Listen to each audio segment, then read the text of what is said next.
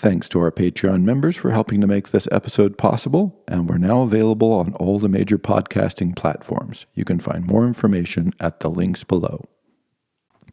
Good evening, ladies and gentlemen, and welcome to the Primates Takeover.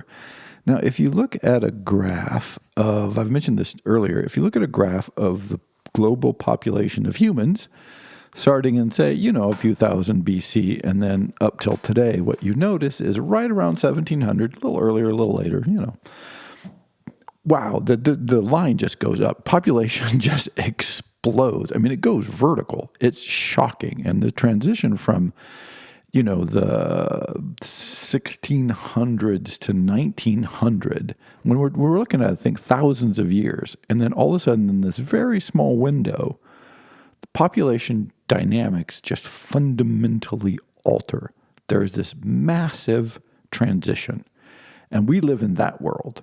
Whatever the primates did then, we are the inheritors of that world, because until then, humans, as seen from space or whatever, were noticeable, but there weren't that many of us. I mean, there were a fair number, but there wasn't billion. There was not a billion people. There wasn't even close to that number of people on the planet. And so what the heck happened? And I mentioned it was not one thing. It was this conjunction of previously developed primate capacities that enabled certain technological, intellectual, cultural transitions and transformations that all added up to this feedback loop.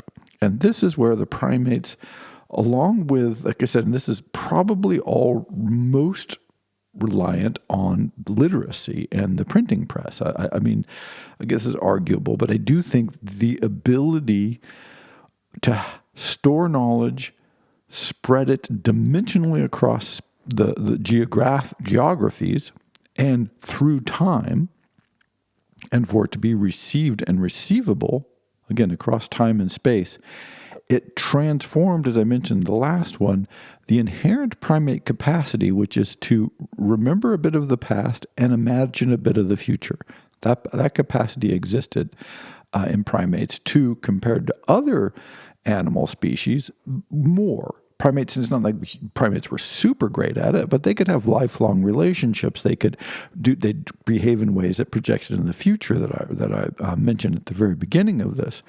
And so we've slowly been expanding.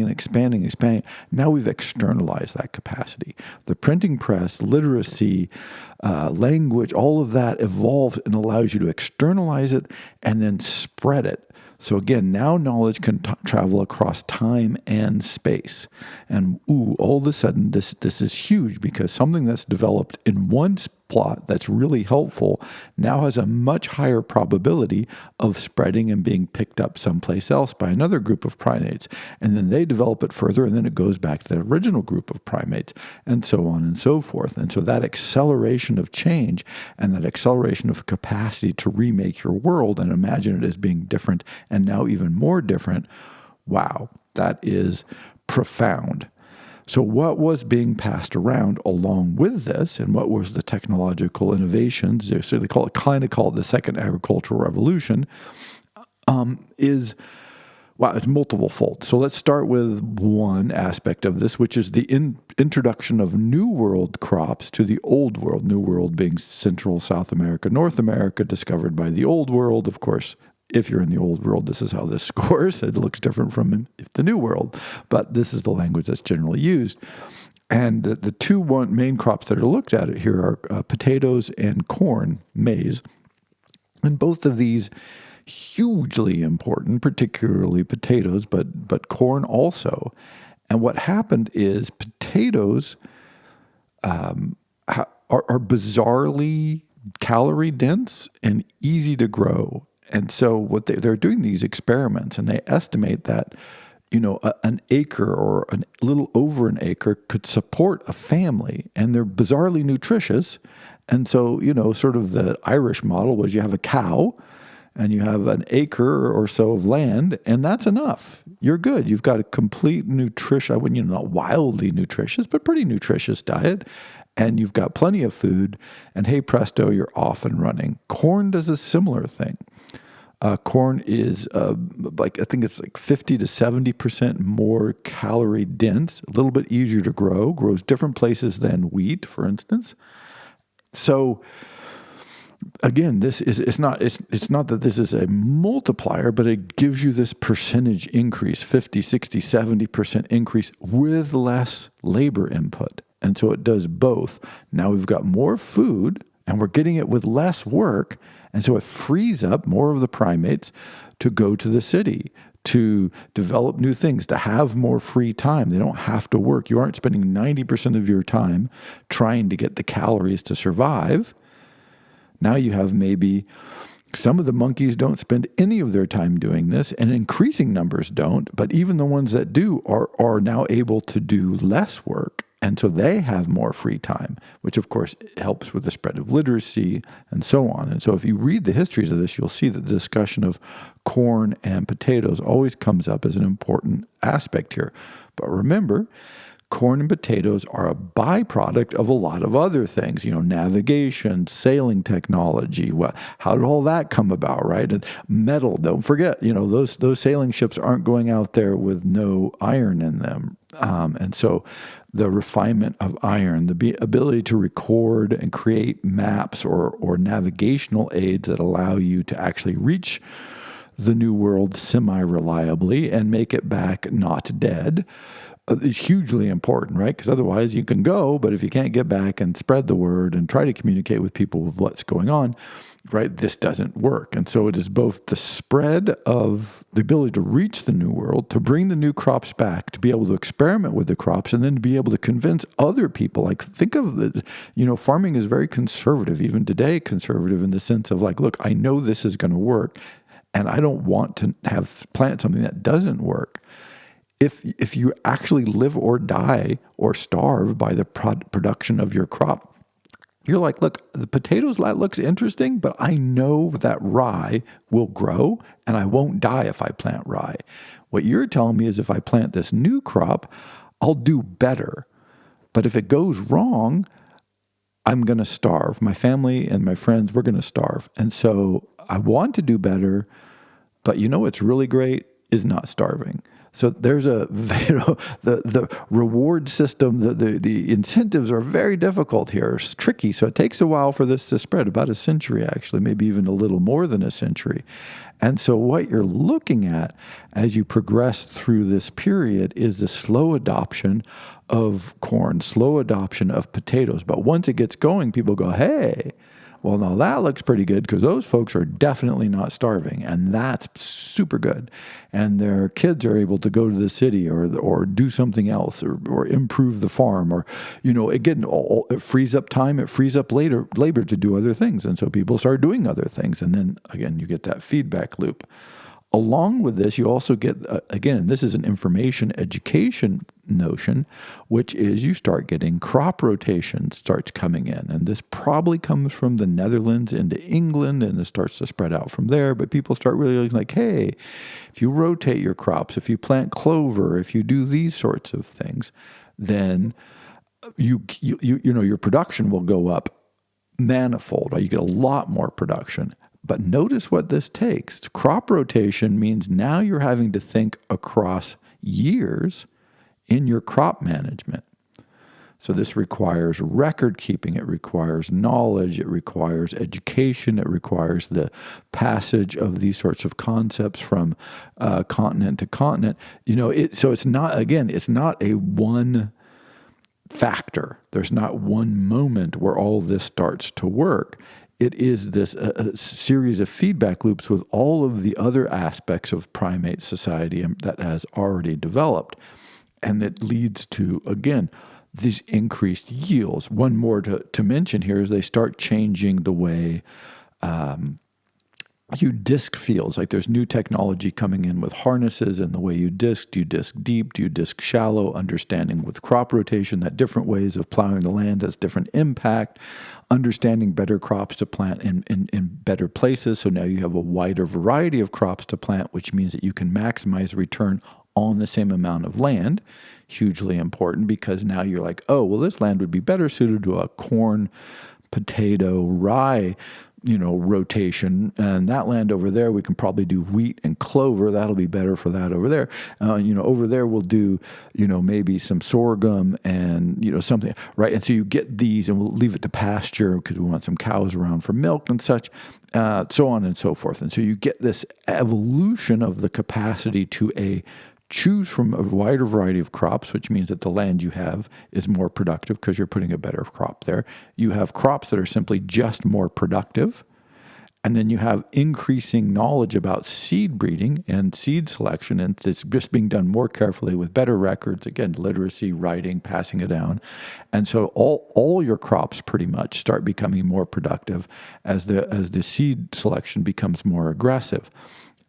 And to the point where one of the things that happens is the better varieties of wheat, the addition of maize, the arrival of the potato, crop rotation, rye production goes way down because rye turns out it didn't seem to develop as fast as the other crops. It has other limitations.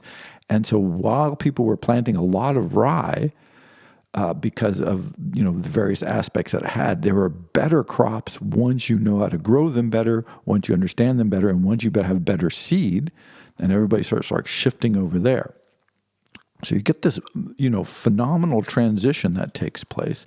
And so on one part of it is you got, oh, look at us, we have more food. Now more food means, hey, you can have more people. Another thing that starts spreading is, people stop dying so fast.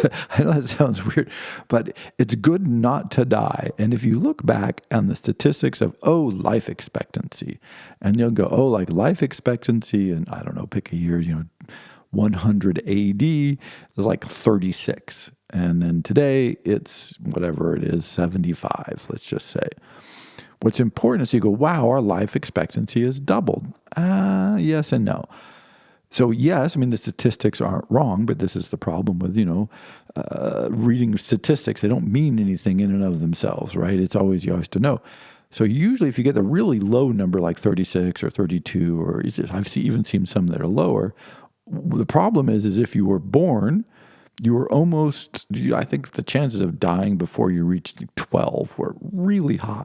They're so high that kids would just name they'd have 3 sons in 6 years and they'd name them all George, hoping that one of the Georges would live to be an adult. And so then you could be George II because dad's called George, right? And they would literally do that because they're like, what are the chances that all 3 of these low? We know this isn't going to happen.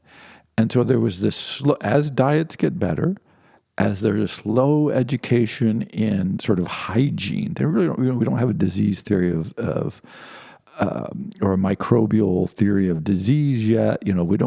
That's coming, but there is an increased knowledge of hygiene. There's an increased and more diverse diet that makes you less susceptible to diseases. There also seems to be some aspect of having survived the Black Death. It's just biologically more robust. Sort of like who survived the Black Death, which was nearly, if not a global, but nearly a global thing. It seemed to be everywhere. It took hundreds of years to burn through, but it passed all over the globe. And it seems that the people who came out the other side were those who were just genetically slightly better at surviving things, which makes sense. So exactly how all this worked out, the net result is not only are more not only do we have food for more people, but we can actually keep more people alive. And normally, even if you were able to do that, all of a sudden we have a lot of kids and this is great. They die in a famine, right? Even if they didn't die of disease, then we have a famine and that culls the population. And because you have this periodic recurrence of famine virtually everywhere in the world, even though there's diversity of crops, depending on where you were, it didn't matter. It's only with the spread of knowledge and this next level of agricultural understanding that happened, by the way, potentially independently in a couple of places. China is doing similar advances with rice production and aspects of this in China roughly the same time. So, there's other forces of density and knowledge spread at work as well. In any case, here you go, right? The population starts going, we have more food to meet more people, and we can have those people survive, which means now those people can have more kids. So all of a sudden, the growth rate, which is, of course, what we're talking about here, just spikes. And it spikes way before the population does, of course, because the growth rate is the thing that makes your population spike. But as more and more people survive into adulthood, more and more people are available to produce a next generation. As we have food and better hygiene for the next generation, and we're off and running. And so, wow, we're going. This leads to a secondary, at least I know secondary, leads to all kinds of things, but one of the secondary knock-ons of this process is you have, quote unquote, I hate the term excess population. You just have more people about, and because you're getting better at farming and more productive farms, you don't need as many on the farm, as I mentioned. And that seems like, oh, great, we've freed up the primates to do other things. But notice you freed up the primates to do other things, and they start doing other things. And the kinds of things they start doing is like, well, again, we'll spend more time with education. So whereas before you had, a small percentage of the population having the time and resources to get an education, now even rural farmers have maybe one of their kids get 2 years of education at the local parish. So at least one member of our family can read a little bit, and that member of our family who can read gets the bulletin on, agricultural improvements in your region and reads it and goes, hey, Dad, let's drain that field and try this new potato crop. And it's like, oh, that's a pretty cool idea, son. We'll give it a shot. Why not? And then before you know it, they're like, hey, presto, now we can afford 2 of our kids to go to school for 6 years. And then pretty soon we can afford for 8 of our kids to go to school for 10 years, right? And so on and so forth. What we forget, because we're so used to it, is the notion of taking a significant percentage of your population, pretty much all of it, out of productive labor until they're 16 to 18 years old is madness, right? From the ancient world perspective to the old world perspective to until very recently, this was considered insane. You can't do that. You can't just take your whole population under a certain age and just have them hang out, because if you do that, we're all going to starve to death. We got work to do. We can't do that. Oh, it turns out that, wow, you can convert wealth and excess food into knowledge. And then the idea being, of course, is that knowledge will allow you to generate more excess food, which allows you to generate more excess knowledge, to the point where today, in most of the world, not all of the world, but in most of the world, nobody farms statistically. And in the United States, it's a difficult category for the Bureau of Labor Statistics to track because so few people are in agriculture relative to the whole population. There's like 1.4 million or something, while there's, 360 million people in the country. And it's like, it's actually hard to get good statistics on it from a broad level because, it's too small of a sample size relative to the whole population. I mean, it's tiny. It's a sub 1%. It's just amazing how few people farm. And the United States is the largest agricultural exporter in the world. And so you have a bizarre world where in the United States, no one farms, and yet it's still the most productive, one of the most productive countries in the world. So you've broken the cycle. It doesn't become a labor input issue. It becomes a knowledge input issue. And once you transition from the key component being a physical restriction, which is to say there's only so much land, only so much seed, only so much labor, and we're not very good at it, and so it takes us 99% of all that to produce 1% of excess, to a knowledge-based problem where you're like, oh, look, we can get a lot better at doing this. We can get a lot better at doing this. All we need to do is get some people to learn how to read. So now the primates aren't in an environment where they're cooperating, which is good, to get enough excess to keep the tribe together, which is what they've done historically for, 1 million years or so. Now you're like, oh, we work together to gather knowledge, And this weird stuff, whatever knowledge is, becomes the multiplier. It becomes that thing, that accumulated practices and habits and tests and experimentation that gets fed back in and then has a way of coming back out and being passed around again. And so, wow, so it turned out that the resource that was most lacking was knowledge and insight. And once we started applying it, the returns were great enough to allow us to get even more of it, which turned out there was still headroom to apply, which allowed us to develop more knowledge, which there was still headroom to apply, right? So it turned out if we were like at 99% efficiency in our agricultural practices, this wouldn't have mattered. You can have all the educated people you want studying everything, but you're already basically there. You don't have a lot of room to improve. It turned out that despite the fact that at this point we've been doing agriculture for, 10,000 years or whatever, like a long, long time, we weren't very good at it.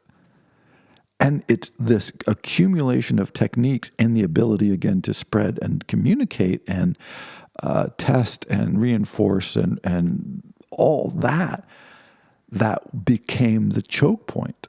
And when you lifted that, it turns out that our agriculture couldn't be 50% more productive or 80% more productive or 100% more productive. It could be like 500% more productive or more. Better crops and better soil raised in an improved fashion, better technology for adding land. All this all of a sudden just like kaboom. And we're off and running. And now people start recognizing like, hey, maybe what we really need is not more land or more people, although the countries were still obsessed with population for a long time, up until very recently, and now people are obsessed again as the populations are starting to decrease in various aspects of the world. What we need is more knowledge. It's kind of this magic moment where they start getting, the feedback becomes so clear that everyone recognizes, like all over Europe, in China, everywhere. China had been studying it for a while, but they really sort of go, you know what, we can run with this. We can get more advancement. And in fact, when you can see these battles of systems, old conservative systems that want to maintain order and structure and the way we've always done it versus new dynamic systems. This is fought out over and over all over the world in different cultures and different societies. And people often ask, it's called the Needham question, is why is Europe the one that explodes when China had everything, right? It had everything. And one of the explanations, although this is of course always going to be controversial, it's hard to answer these kinds of questions, but certainly a contributing factor was Europe was so fragmented, but so close together that there was all this competition. Like all these microstates and dukes and principalities and duchies and big countries and small countries, and that they were sort of forced to, or at least strongly encouraged to, improve. And there were a lot of people running lots of tests all the time because there were just so many different countries who were under different circumstances, had different economies. And so like all this dynamism is going on just necessarily because it was very heterogeneous across a relatively bounded environment. Whereas other places actively worked to reduce that. Like China is always trying to pretend like it's one country and has always been one country, which of course, if you read the history of China, is absurd. But this is like the internal narrative that they like to tell themselves. And so they try to reduce that kind of diversity. They tried to block heterogeneity. They wanted homogeneous all the time, everywhere in every place. And then even if it wasn't, they wanted to pretend like it was. And so that has, certain positive things for social order and stability, but it also has negative outcomes. So it's like, wow, if you can get a lot of positive feedback from having change and challenging and dynamism, then, you lose that possibility. And it's pretty clear that this is what happened. So one example of this, to make it concrete, which is sort of abstract there, but to make it very concrete, in England, so you have the Protestant Reformation that takes place, say, in the 1500s. Here we go. We're off and running. Takes a while, a couple hundred years to work through, but it's going. And so there were exiles, Protestants English Protestants end up in the Netherlands, and things happen back and forth. And then a bunch of those English Protestants come back to England from the Protestant or the lowlands there. One of the things they did is they brought back with them the kind of agricultural practices that they had seen there. And so on the one hand, this is a very upsetting, disturbing, divisive, culturally damaging, and the big wars were hugely destructive. On the other hand, they did cause this mixing of peoples moving from place to place and seeing different ideas and seeing different practices. And when you have both people who are willing to learn and environments that are willing to accept new opportunities and new learning, if it's a good idea, if it works, then it can be applied and then it can, again, ramify out.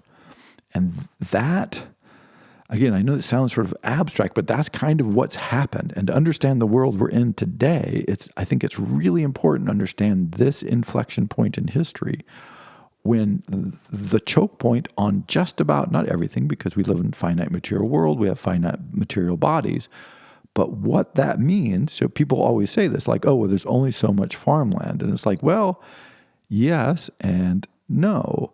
There's only so much farmland, but if you produce 10 million calories per acre, you don't need very much farmland. If you produce 100 calories per acre, you need a lot of farmland.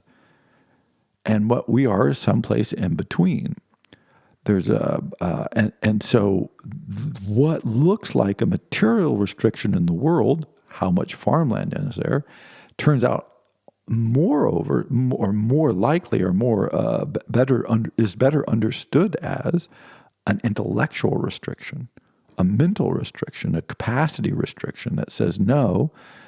With sufficient understanding of agriculture and crops and everything else, maybe we can really, really improve productivity. Of course, you know what's coming later, right? You have the Green Revolution that's coming that just takes all of this stuff and just, multiplies it again. And but this is not just for agriculture. Everybody starts to realize this as an actual concept, like, oh, what we need is better understanding. What we need is a clear mental conception of the universe, and that right there is the magic ticket, because we're no longer in a materially constrained world, although of course we are, and this is 1700 give or take, and so still fairly materially constrained, but it starts this new pattern. And this pattern just keeps developing. And by the way, we keep struggling with this idea, so much so that there was an economics paper published, like 2 decades ago, where this economist just argues, he says, look, there's labor input, there's all these, you have to have material input, you have labor input, but don't forget, you just have straight intellectual capital. And that probably most of our value is being derived from there. And it's a controversial concept. It still is. But it's only really fairly recently, like Marx's theory of labor value, of labor value, for instance, gives almost no play to this. And many other theories of value give almost no play to this. And yet, when you look at the chart, again, go back in history, that first sort of bubble up that you see in the growth rate of the human population correlates, now is it totally causal? Always hard to say, but correlates very powerfully with the development of the intellectual tools required for the iron production and with the greater spread of literacy. The second bubble follows very close on to, like, hey, look, printing press, knowledge, education, these sorts of things. All of a sudden, boom, new world comes to the old world. Like all of this sort of intellectual, social, cultural ferment seems to be vastly, vastly more important because they didn't have more farmland than Rome had. Rome had a lot of farmland. It was everywhere, plenty of land there to be exploited. But the exploitability of that land was the choke point. And the exploitability of that land was not constrained by labor, although it was back in the day. It was constrained by comprehension. And this is the breakthrough, I think. I think we can really look back at this. And so today they say, oh, now we've transitioned to a knowledge-based world and we have a knowledge-based economy. And, all of these kinds of concepts, which I think is certainly, not inaccurate. But I'm like, yes, but I think we're in year, what would that be, 300. We're in year 300 of this. And when you then, this translates into the Industrial Revolution, and a lot of these concepts are applied to industrialization, the mechanization and the building of this. But the underlayment of this, and I'm going to do the next one, will be the Primates discover industrialization for good and ill. But the underlayment is here. It is this sort of process of developing a systematic attempt to conceptualize the world that gets this massive feedback loop that makes you really, really want to understand the world, and then we're off and running. And another aspect of this that translates out of just like sort of the agrarian sciences and material sciences and all this that we're trying to grasp, not that that isn't plenty, but now you have more population that has more free time and more resources to do things. And this requires new modes of administration, and it both enables and requires new modes of administration and government systems. Because the ancient world model that we had been living in up to this point for several thousand years, and there's lots of variations of this, so it's not one, but generally you look around and what you have is a tiny, tiny layer of elites over populations that varied between, 70 and 95% working out in the fields. And then you have some people in the cities, you have some people in the ports, you have some people in the boats, you have some other people doing things. But basically, you've got your few percent at the top. You have their assistants and scribes and such that form a community, an identifiable community in most places. Like no one was confused about who these people were. And then you have, 80 to 90% of the rest of the population. Some societies were more trade-oriented. You still had vast percentages of the population that were hunter-gatherers, so we're just kind of ignoring them out there. But just still remember, it took a long time for agriculture to become even half the global population. It was probably, certainly after AD 0, but when I've never been able to track down a good number on that. I keep trying, but it's probably around 1,000, but 500 to 1,000 AD when half the population of the globe is actually involved in civilization as we understand it, even though that half, 90%, 80%, depending on where you are full-time or part-time agriculturalists, right? They're living in these old patterns. But now that percentage starts to drop and start very dramatically in some places to the point where basically almost, I don't know, I'd say but lots of families are producing one or two children who don't just have to work on the farm, or they don't have to work on the farm all the time.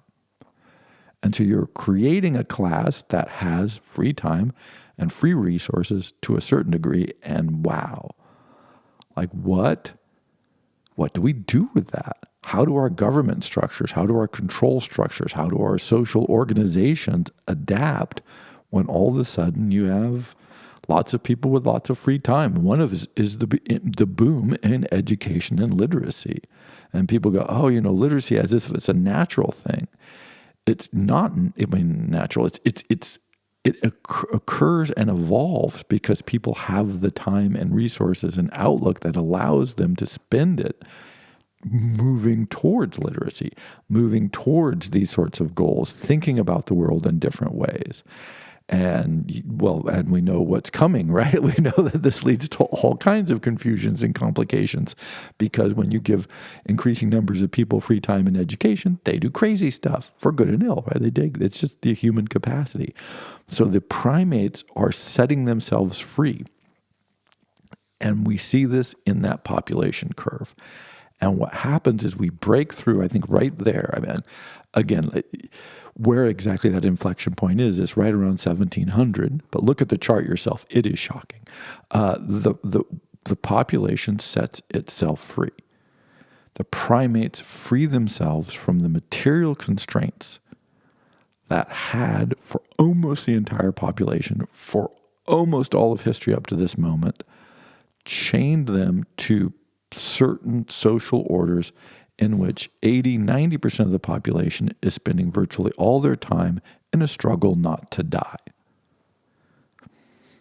This is so profound that it's until somewhere between 1850 and 1900, that recently, that most of the world's population was still subject to endemic famine.